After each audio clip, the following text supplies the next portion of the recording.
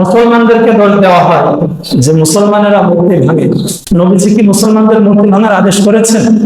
আল্লাহ তাআলা মানুষকে সৃষ্টি করেছেন আল্লাহর ইবাদতের জন্য, অর্থাৎ মানুষ যা কিছুই করবে আল্লাহর হুকুমের মধ্যে থেকে করবে।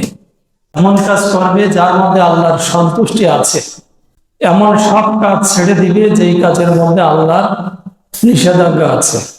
তো এই কারণেই মানুষকে আল্লাহ সৃষ্টি করেছিলেন, জান্নাত থেকে পৃথিবীতে পাঠিয়েছিলেন। নবী রাসূলগণ এসেছিলেন, মানুষ আল্লাহর ইবাদত করত। এক সময় তাদের সম্মানিত ব্যক্তিবর্গ, পিতা মাতা, কেউ সমাজের নেতৃস্থানীয় কেউ মারা গেলে তারা শয়তান তাদেরকে এসে বলল যে তোমরা তাদেরকে স্মরণ করো, মনে রাখার জন্য তোমরা মূর্তি বানাও, তাদের প্রতিমা বানিয়ে রাখো। তো এভাবে মূর্তি পূজার উৎপত্তি হয়েছিল, যুগে যুগে কালে কালে এভাবেই চলে আসছিল। এটা এত ব্যাপকতা লাভ করেছিল যে পবিত্র মক্কা ঘরে 360টি মূর্তি স্থাপন করা হয়েছিল। আমাদের নবীজি এসে মক্কা বিজয়ের সময় সেই মূর্তিগুলো কি করেন? ভেঙে দেন। নবীজির হুকুমে সেই মূর্তিগুলো ভাঙা হয়। স্বয়ং নবীজি হাতে লাঠি নিয়ে বলেন, যা আল হক ওয়া যাহাকাল বাতিল, যে হক এসেছে আর মিথ্যা দূর হয়েছে। তো নবী এই কথা বলতে বলতে নবীর হাতে লাঠি ছিল, সেটা দিয়ে আঘাত করেন আর মূর্তিগুলো পড়ে ভেঙে চুরমার হয়ে যায়। ইন্নাল বাতিলা কানা যাহুকা, নিশ্চয় বাতিল বিদূরিত হবেই। এবার আসেন, আমাদের দেশে অনেক মানুষ মূর্তি ভাঙে। মূর্তি ভাঙার ব্যাপারে হুকুম হলো, যদি কোনো এলাকায় সব মানুষই মুসলমান হয়, কি হয়? সব মানুষ মুসলমান, ইসলাম বিজয়ী হয়, সবাই মুসলমান, তাহলে সেই জায়গায় মূর্তি ভেঙে ফেলার অনুমতি আছে এবং ভেঙে ফেলতে হবে। যেখানে সব মানুষই কি মুসলমান, সেখানে মূর্তির প্রয়োজন আছে?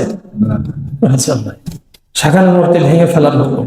কিন্তু যেখানে সব মানুষ মুসলমান না, অন্য ধর্মের মানুষ আছে, তাদের সেই মূর্তিগুলা বা যা কিছু উপাসনা করে সেটা ভাঙার সুযোগ আছে?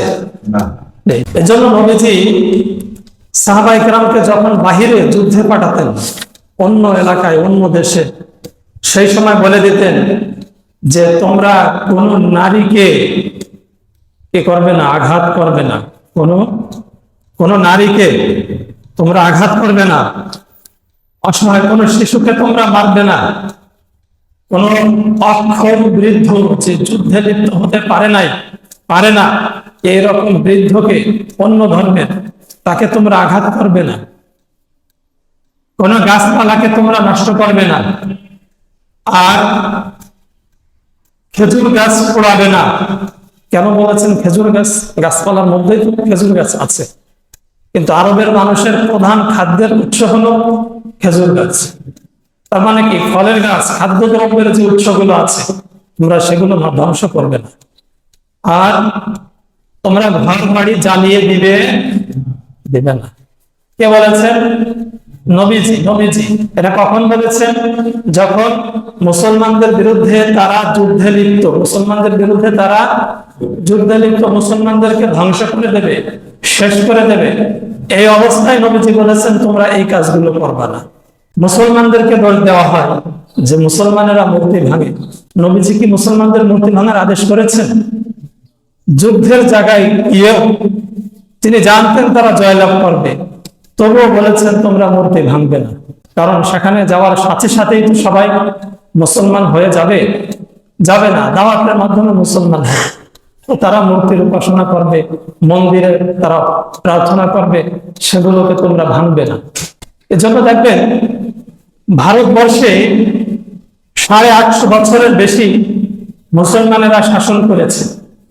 850 বছরের শাসনে যদি মুসলমানেরা মূর্তি ভাঙতো আর অন্য ধর্মের মানুষের উপর নির্যাতন করত, তাহলে 850 বছরের নির্যাতন এবং মূর্তি ভাঙার কারণে ভারতে কি হিন্দু অবশিষ্ট থাকতো?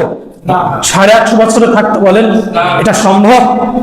850 বছরের মূর্তি ভাঙার কারণে ভারতে কোনো মন্দির থাকতো, কোনো মূর্তি থাকতো? কিছুই থাকতো না। তাহলে অন্য ধর্মের মানুষের উপর নির্যাতন কি মুসলমানরা করে?